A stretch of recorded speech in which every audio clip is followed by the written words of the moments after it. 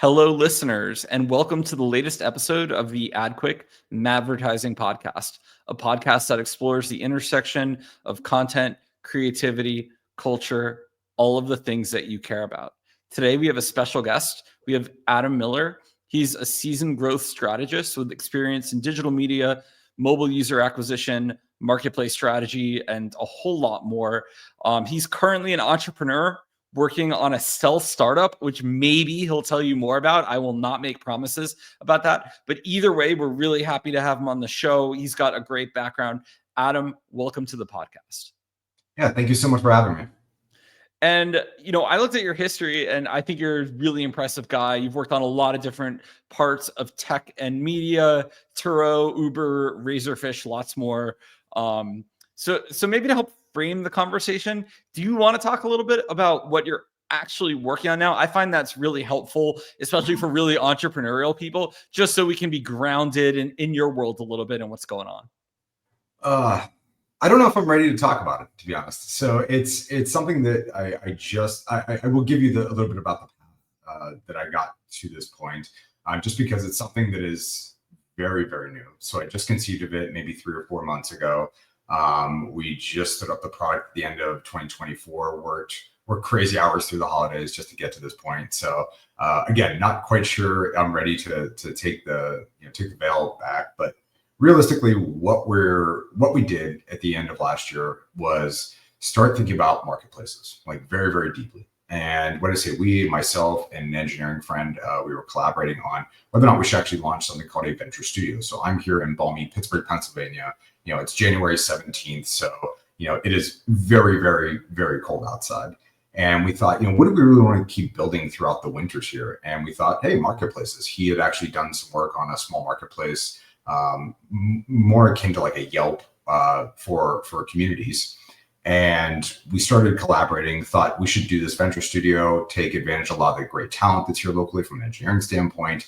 And that evolved into the marketplace that we're actually now building. But I won't say too much about that, just that we've been thinking about marketplaces incredibly deeply for the last 6 to 7 months. Great. So it's safe to say you are heads down building, Yes. and that's totally okay. We'll talk about a lot of the things you've worked on in the past and just broadly industry thoughts. So I'm not going to probe you further. I just had to ask, one day you sell or you go public for billions of dollars, I can find the clips of us talking and be like, I got to talk to Adam early days. So very first customers right now. Yeah, we've stood up the first version of the product. We'll say more about it in a couple of weeks. Awesome. Well, exciting times. So thanks again for taking some time out of your day. I know you're really busy to talk to us. We love to talk to entrepreneurs and people building things. I've been having so many conversations with people lately about the vibes in the country. And there's so many friends that are starting to build new media companies, new AI startups. Some of them are even going into wild things like defense tech. And it's a cool time to be in our sector again.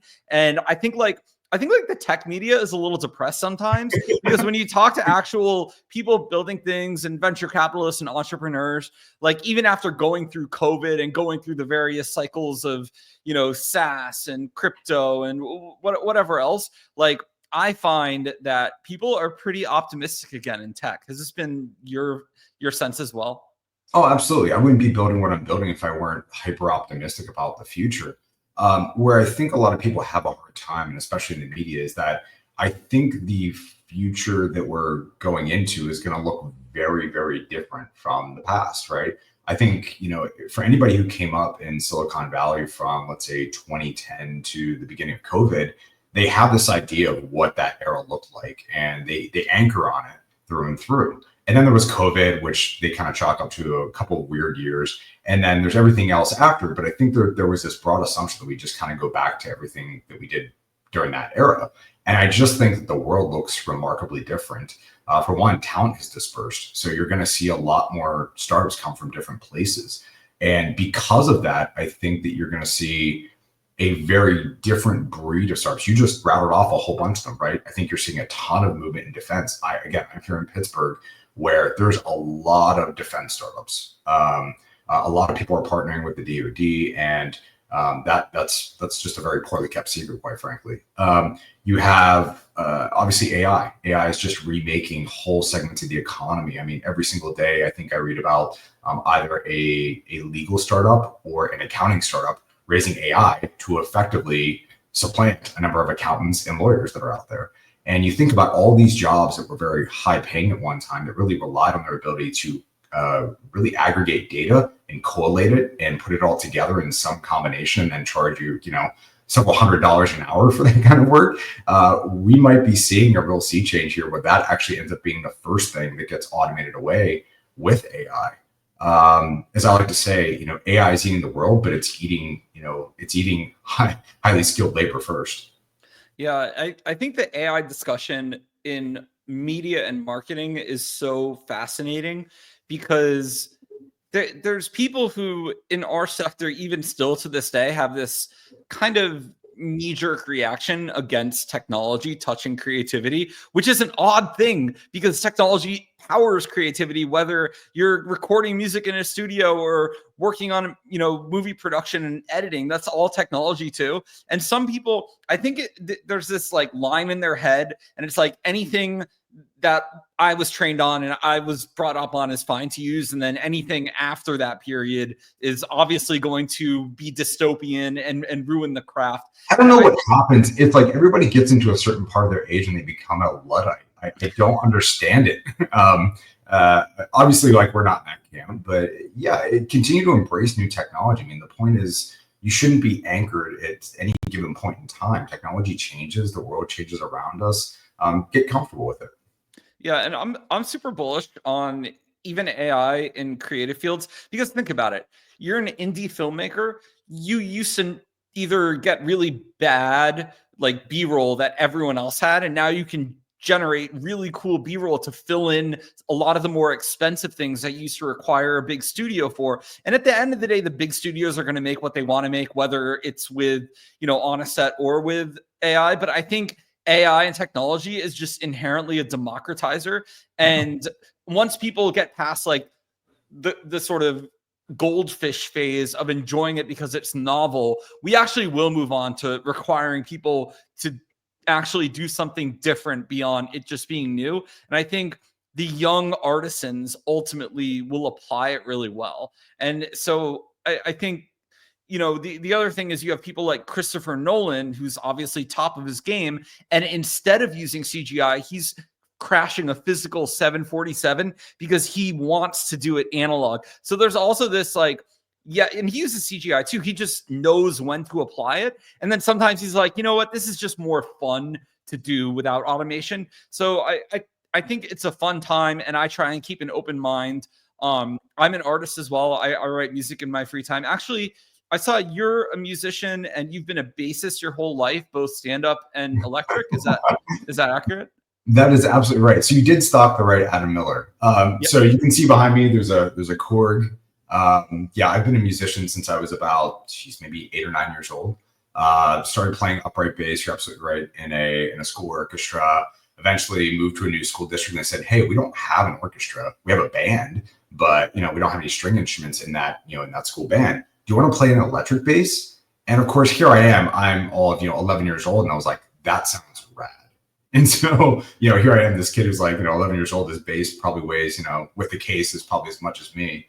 And I'm just hauling it on and off the school bus, and I felt like the coolest kid in the world. But I just kept playing all throughout college. Had a nice paying side gig, just playing for money in college. And yeah, unfortunately, I don't get a chance to pick it up nearly as much as I used to, just because I've moved on to other things. But it definitely inspires something when you're younger. It inspires this creative aspect of your life, right? You just want to go out and you want to create things, and you want to create things and show them to other people and get feedback. And you just know that at any given time, like somebody might actually look at something you've made and it could really change them, right? For the better. They could look at this and say, this is an incredible song. I know I've been playing with a lot of other friends who've been musicians since about that age. And sometimes their stuff just absolutely blows me away. Yeah, I think there's if you're a venture capitalist listening, I think there's a little bit of pattern matching you could have to someone like Adam, who specifically plays a physical instrument and also works on digital things, because you're working on a lot of different types of problems. And I think that allows you just to look at the world a little bit different than maybe someone who is pure digital. You've only created digital art, and versus, or someone who's like never, really gotten very far into a physical art form. So I think there's something to that. And you're not the only entrepreneur that I've seen who, has a craft. It could be woodworking. It could be, building something with your hands or creating something with your hands. I think there's something to that in addition to just working online on digital things, which is something a lot of people in our sector, get stuck in. They get stuck in 2D world, as a hedge fund manager friend of mine says when, I talk to him about my friends who are internet entrepreneurs. Yeah, what you're touching on is actually really meaningful to me. I can't tell you the number of friends I have who are incredible coders, but before they were coders, they were really into sound engineering, or they were really into trying to figure out audio. I would go down huge rabbit holes with them and just think about how we could wind our own coils for our own basses, our own guitars, how we could take apart speakers to maximize the sound. Sometimes you meet these people and they've just gone so deep into it. In fact, one very good friend of mine who I did grow up playing music with, he's one of those people. He and I would obsess and geek out over recordings, and we actually got one of the original what are called DAWs, or digital audio workstations, when I was 18 years old. This was right when Pro Tools was coming out, and we literally rigged this up in his attic, and we had all these recordings at a time when you would talk about digital recording and people were like, what is that? Is that in a studio? And you're like, no, we're not running tape. Like, we're just running this directly into a laptop. And we would just blow people's minds. And we just kept going with that until we, basically got careers and families and things like that. But I agree. There's a real parallel there. Yeah. And I think that there's a little bit of physical world stuff coming back too that I've seen thanks to AI. Because I've seen a big group of nerdy coders who would have probably been like server geeks in the past are now building robotics and having ChatGPT power the robotics. I saw recently a young person got a job interview at Google because they built a little machine that played the Chrome dinosaur game automatically using the AI. And it just like, it had a sensor and it worked perfectly. And I love to see that tinkering culture. Even it doesn't even have to be music, it's just creating something, right? And I think if you can do that with, I think just building code leaves you at a little bit of a loss. I think the more you can work on physical problems and digital problems together, you get to this like magic point of just thinking through things differently, right? You have to think through real world consequences. And I think the problem when we don't do that is we get sort of like technocrats in a power who think through systems just on paper. And it's all very academic. And a lot of the ideas when they actually hit the marketplace have all these like second and third order consequences that weren't thought through very well. And it just creates problems. So I love to see people doing things in the real world. I agree. In fact, that's why I've glommed on to marketplaces as hard as I have. It's really exciting whenever you see the effects of software on the real world, right? When you see, all these cars that are moving about, if you're Uber, or you see just how much of a scale you can get to, if you're an Airbnb or if you're a Turo. Again, you're meaningfully altering people's lives for the better whenever you see these different products in use. And you just realize what opportunity there is out there, as opposed to, and again, not hitting on SaaS or anything, but if you just have like this little piece of SaaS software where it just kind of moves numbers around a screen, it's like, all right, well, that's helpful. But I love consumer marketplaces for that exact reason. Touching on robotics again, here there are some incredibly talented people working on robotics problems. I was just at the Carnegie Mellon University Robotics Lab actually back in May, and just to see the stuff that they're working on, it's impressive and it's so exciting. So, Adam, you have really cool experience you just mentioned at least two of the companies you worked for. Can you share some thoughts? We have a lot of, I think we have, tech marketers, but then we have a lot of just like traditional CPG consumer marketers listening too. And so maybe can you share some lessons working in-house at at Uber and some of your other companies, lessons you learned that might apply for just all marketers to think through when they're going about making new plans, when they're going about acquisition or feature launches, however you want to take this, just some of the cool things that you learned at like such a, innovative, such a trailblazer company like Uber that you were at. Yeah, I think you always have to be eyes wide open, looking at whatever technology is coming down the pike and understanding that that could be the next big, again, if we're just talking about pure marketing, that could be the next big channel for growth, right? I remember TikTok was just starting to come out maybe 2018, 2019 when we started to talk about it as a marketing channel. It's obviously huge now. Again, we're recording this just a few days before it very well could be spun off or potentially it's not going to go dark overnight, but let's say new downloads could be banned, right? Given that, this is 2025 we're talking about, it's been 6-7 years and we've just kind of watched its ascendancy. And it's been really impressive that it's gotten to where it is in such a short period of time. But again, if we had talked about this if we'd had this exact same conversation 6-7 years ago, we'd be like, there's no way TikTok's going to get that big. So you really have to have your eyes wide open and really understand what is happening and anticipate it. So that way you can really take advantage of it, right? The same could also be said for like influencer marketing. Same could also be said for podcasts, right? Some of these media, just the media preferences, I should say, are not stagnant. They are constantly changing, and we're also witnessing this huge sea change right now when it comes to linear TV versus streaming, right? What was considered the stronghold of linear, which was live sports, is now going streaming, and it's only a matter of time before 100% of every minute watched is going to be streaming, right? I know that seems normal to somebody who came up with streaming, but it seems very foreign to somebody who might be in their 50s or 60s who's used to like rabbit ears, right? And so you have to always have that in the back of your mind.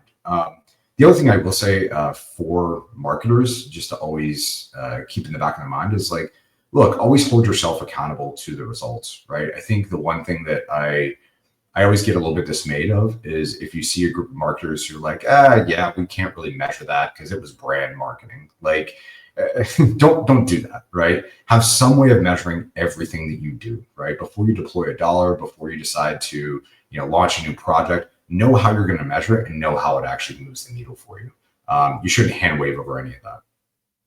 Yeah, I agree. And especially at a larger company, like your manager is just going to expect you to have a dashboard at this point for any of your tactics. It's of course what we're doing at AdQuick. We have dashboards for out of home, and a lot of people are surprised. They're like, "Wait, how do you do that?" And we're like, the weather app on your phone isn't just freely giving you the weather, right? Like we're getting data from that. So it's interesting. If you can measure out of home, I agree with you. You should measure like all of the rest of your tactics just as best as you can. And for brand marketing especially, look, directional is fine. Like you don't need to get to conversion on everything you do. You're going to drive yourself crazy.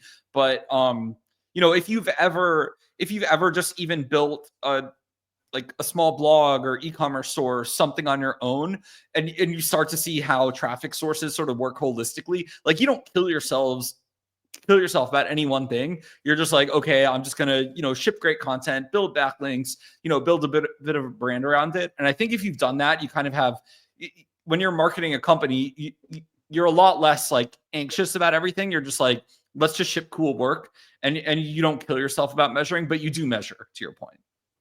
Yeah, and I also think that with Apple enforcing ATT framework as of 3-4 years ago, I think that we've now entered this new marketing era where, quite frankly, we're going to be looking at things more holistically, right? You really need to know, like, there's really two portions now of your marketing that you're going to be concerned with, right? There's that deterministic attribution layer where definitively somebody has tapped on XYZ ad, and then you can go and attribute them. And then there's the everything else, right? And then everything else is organic, it's incrementality from those channels. And again, it's a real soup of things. Really, those are the two layers that you have to just be hyper focused on, and always trying to separate out that, the signal from the noise in that incrementality layer and that everything else layer. Trying to figure that out is really the next great challenge for marketing. And sure, I mean, AI, machine learning models, they've done a big job, or they've done a really good job so far of actually trying to help us figure that out. But there's always going to be this layer of stuff that you're not quite sure of. It's going to look more directional than it is like deterministic. Yeah. So along those lines, I'm curious what you think the future of marketing and media buying looks like. Is AI going to make specialists go away? Is everyone sort of going to be a generalist and have to think strategically? Are there parts of this you think we'll still want humans for? And but I feel like there might be like a time frame on that. Anywhere you want to take the question of like, what is the future of like people who were in your shoes previously at a tech company? Like, what does that look like? Yes, let's talk about the performance marketing element. I do think that we are barreling towards a future in which much of what I did, at least as an assistant media planner at Razorfish, will be completely automated. And even much of what maybe I would have even done a few years ago will be completely automated. I think we're getting closer to this place where you might go to Meta, you might go to Google or TikTok, or maybe even AppLovin, right, who's achieved a really impressive scale at this point. You will upload a piece of creative or creatives, and they will say, we got it. We'll take it from here. And they will do manipulations on it. They will find the right audience. They will do the right bidding. You will give them a surprisingly few number of inputs, and they will come back to you with conversions. I think that we are very, very close to that future, which means that the big variable in all of that is the creative. And that is, I would say, something that AI, let's face it, struggles with today. It's a great idea generator. I can't say that at least any of the generative AI systems that I personally use have done a great job of conforming to some sort of brand guidance while also being super creative in the process, right? Again, great idea generators, usually you can hand that to a design team and they will take that and run with it. But you still need that design element. You still need that creative element. You still need that storytelling element, because that's really what the systems need as a key input in order to go out and actually drive that result.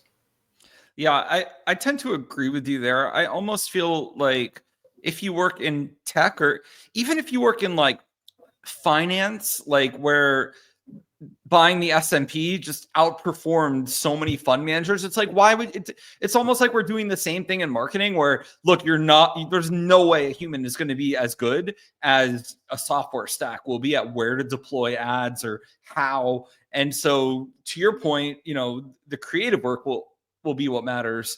And so I think, like, maybe it's always been that way where you've had to skate to the puck of what isn't automated, and we're just AI is the latest wrapper around that. And because like an AI agent isn't like a new thing. Like we have code that can tell software what to do now, and there's tools like Zapier that like plug things together. It's kind of like already an AI agent. So I feel like the system design of like the process of how it works together. But to your point, all the big ad tech SaaS companies are going to make it as easy as possible because they want to have the bulk of users and they want it to be a great experience. So I like that, though. I think a return to creativity would be like a joy for marketers. Are not going to be sifting through spreadsheets anymore, picking out the perfect audiences. And it seems like it's a brighter future, right? Right. And I would also say that with that comes a change in the profile of people that are on your team, and with the profile of what makes a good marketer, right? So you talk about a return to creativity, you talk about a return to storytelling. That means that actually you want those people who are very good at that. And I do think you're going to be seeing much smaller marketing teams in the future. I think you're going to be seeing much smaller engineering teams. I think you're going to be seeing much smaller product teams. I just think that you're going to be able to do so much more. I mean, we already are with so much less. I mean, if you're even looking at starting a company, or if you have started a company in recent history, if you're not using AI to some degree to actually stand it up, I mean, you're probably doing it wrong. You can get so much more leverage out of all the different tools that exist out there. You don't need to hire for every single bespoke role, because these generative AI tools are just so omnidirectional. You can use them for so many different things, and that's just a long way of saying, like, whenever we localize this to marketing, I think you'll end up with maybe somebody internally that can do 2 or 3 things really well. And then maybe they're paired with somebody else who can do 2 or 3 things very well. And maybe they're just paired with an AI. and they can do the rest of it themselves. And again, to your point, Google, Meta, TikTok, they've all been moving this direction already for a very long time. So what do you think the future of like being a junior professional in tech looks like if companies just wholesale aren't going to need them? Will it almost have to be like apprenticeship to get to a more senior role, and they'll have to think through hiring differently because you're not going to just have interns doing really simple blocking and tackling work, but you probably don't need them to run a lot of the machines. I'm curious if you've thought through at all what's that look like, or maybe a lot more people have to become entrepreneurs, online influencers, YouTubers, because obviously you still like to see a human there. All of the AI like influencers, that's obviously like a goldfish idea that's going to go away. Have you thought through any of this? Yeah, actually. So I still think there's going to be a ton of room for people to come into the industry. That doesn't necessarily mean that just because there are smaller teams out there doesn't mean that the positions won't be readily available. I do think you're going to see a lot of people who just decide to start companies because they realize that the overhead and the barrier to entry has come down so much that suddenly what they thought was just kind of a pipe dream or something that was going to be very expensive to launch, suddenly become very cheap and very fast to launch. So I think you have that, and with that proliferation of companies means that you're still going to need people with vertical expertise. You're still going to need people who maybe want to go and specialize in, in product or maybe engineering or marketing or whatever that might be. In terms of junior marketers, if there's one thing that they could probably do to really launch themselves into the space, it is being hands-on keys and understanding how Facebook, how TikTok, how Google, how even Apple, and how all these different platforms work, because they're still going to require inputs. And that is the thing that's not really going out of fashion with this new era, is that you still need to feed a creative. The real question is, does one type of creative outperform another? I don't think that that's necessarily going anywhere. And again, that's a moving target. Even 10 years ago, Facebook was just like static images or videos. Now, the vast majority of it is reels. That's just where all the action is. And the story you tell with a reel is very different than the story you might tell with a static image. The assets you need are very different. So that would be my single best piece of advice for the junior marketer. Like, go talk to people who have been doing this for a while, learn from them, and honestly, just get your hands on keys as soon as possible, because you will get good in a couple of different directions. You become either an I-shaped or a T-shaped or maybe even a V-shaped type marketer, where you can go a mile deep on a couple of these things and, quite frankly, produce a lot of results. Yeah, there is still like kind of the venture capitalist dream of like the one person $1 billion company. Like that idea is still out there, or like, 5 people and a dog do the work of 1,000 people at a company. And I think it's naive to think there won't be, there already are a ton of layoffs in tech and finance and all these other areas. But I do think it will, to your point, even for myself, like a lot of my side projects I work on are like so much easier now that like I could turn them into companies if I really wanted. And like the other thing is the revenue from a lot of the things that we did in the past. You were a nerd like me in the 2000s, and before, when you were young in corporate America, like you were probably building ad supported websites and newsletters and things like that.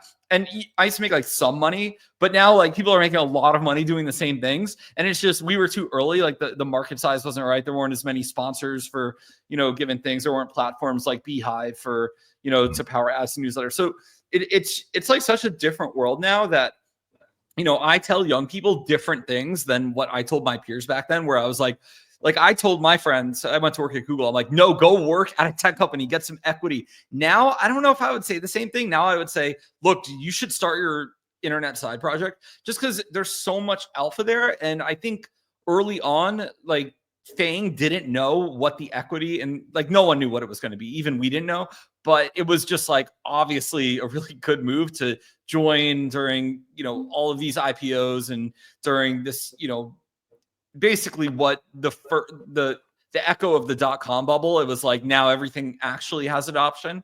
So I think the world just looks differently now. And I'm encouraging young people to do things that I previously told them not to do. Well, you started with this idea of one person building $8 billion company. And after talking this through with a number of people, I think they originally attributed that to Alexi Ohanian, from Reddit. And I remember having this exact conversation 15 years ago. And somebody once said, do you think one person could build $1 billion company? I said, no, but I do think that 10 people could build a $10 billion company, because realistically, you would have in order to accomplish that, you would have to have this sort of army of agencies and contractors and freelancers, but you could conceivably do it with the right scalable business model. Fast forward to today, and I do think one person could build $1 billion company, because you could, instead of having agencies, have agents doing a lot of this. Now, do I think that is typical? Absolutely not, right? And I think that's the biggest thing that we need to point out here, is that would be so atypical if that were possible. And you also need to consider that, being a solo founder is difficult, even if you have all those different agents at your disposal.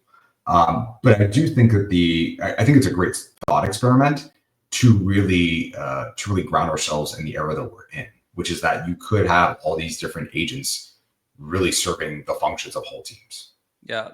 The closest I guess you have is like someone like a Mr. Beast, but the problem is the whole brand is gone if, God forbid, Mr. Beast gets hit by a bus or something like that. Well, I think, we talk so much about creativity. We talk about, creation and what it means to build a brand. Like, Jimmy is Mr. Beast. Like, that is the value. That is where all the equity is. It is in him as the brand and all the different content he creates underneath that brand. I mean, he's now standing up burger joints, and he's got like his own candy, and he's got so many different lines of business, but the one unifying factor is him. And he obviously goes to great length to protect his brand, as he should, and he wants to make sure it's of a certain quality. But that's a great example of how, even in this modern era where everybody's kind of freaking out a little bit about AI and what the future is, like, you can still break through the clutter. You can still build a household name that is really scalable, as long as you take the right approach and you have the right kind of pieces in place. Yeah, I appreciate Mr. Beast's entrepreneurial attempts I know the burger joint has some challenges, but like, you got to appreciate the Zoomers who are just trying stuff, even if it fails. Like, he has this attitude because he's a YouTuber. He's like, oh, I publish a video that doesn't work out. Who cares? I'll just publish another one. And he kind of applies the same thing to a lot of things in the physical world. And if anything, he's like too far on the risk spectrum, because he's also done things that were probably like quasi-legal with giveaways. But it's kind of like Elon, right? Some people hate on him, but also it's like the personality. Like, you don't get one part of the personality trait where it's like they take risks without all these other things that, you might not like all of them, but at the same time, that's how you get innovation, right? Like, you need people like that. So like, it kind of bothers me when people like push back against them. I'm like, you should watch The Aviator with Howard Hughes, right? Like, he's a little bit of a crazy person, but he did all this stuff too that was really important. And I think our society hates the idea of like sort of far on the spectrum people in business, because they don't conform, they're not buttoned down, they're not, they drop F-bombs. And I don't know, it doesn't bother me, but I know it bothers a lot of other people. One thing you mentioned that and I'll use a word here to describe that, and it's iteration, right? I grew up in, again, a painfully blue collar household, and was always told, measure twice, cut once. And for as good as that advice is, I think the problem with it is that it teaches you that things are unchangeable after a certain point, right? You literally measure this board twice, you cut it once, and okay, good, we better get it right on the first try, or else. And it's like, no, or like we get it wrong and we just have to cut it again. Or if we cut it too short, we just go to the store and get another board. Like, it's really not that consequential if we get it wrong. And I love comparing the digital world to the physical world, because let's face it, in code, it's ephemeral. If you screw something up, you literally just change it and you redeploy. It's fine. But whenever I think about the difference between the two is, let's face it, in the digital world, iteration is just accepted practice. That's what you have to do. It's a requirement to actually get to where you want to go. In the physical world, I think people just get so hung up on the idea of this being a physical object that their thinking around it becomes very ossified, and it becomes very oversimplified. And they don't understand that this also can conform to iterative principles. You just have to continue to change it and mold it and update it. And I think that really actually gets to a mindset difference in people. Some people see the world as being solid all the way through and unchangeable. And some people just see it as, just this is the time and place that we exist in, and we're going to change it. And that's all there is. And guess what? Long after we're gone, other people are going to change it. I love that. Adam, I have one last question for you that is kind of along those lines to wrap up.